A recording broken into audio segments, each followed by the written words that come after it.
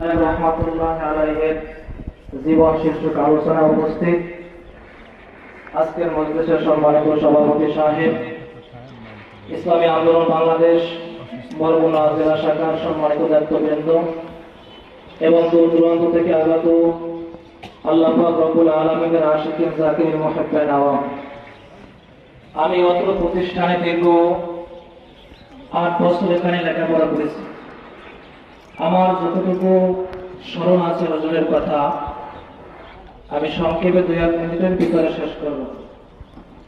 আমি যখন মাদ্রাসায় ভর্তি হই নাই, কেওড়াবনি আসি নাই, তখন আমি একেবারে অনেক ছোট। আমার স্মরণ আছে আমাদের তালতলী মৌলবীতে হুজুর প্রতি বছর বাৎসরিক 2 দিন 3 দিন ব্যাপী তাফসীর করতেন।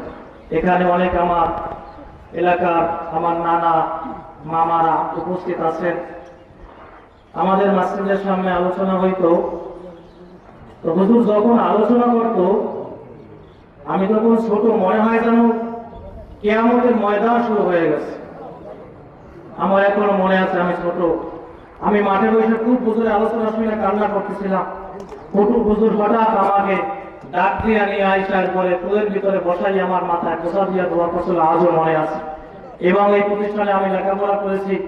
হুজুর আমাকে অত্যন্ত মহব্বত করতেন, ভালোবাসতেন, সবসময় হুজুরের সাথে থাকার চেষ্টা করতাম। ইনশাআল্লাহ হয়তো হুজুরের নেক নজর, হুজুরের দোয়া বরকতে আল্লাহ পাক রব্বুল আলামিন এই লাইনে কবুল করেছেন।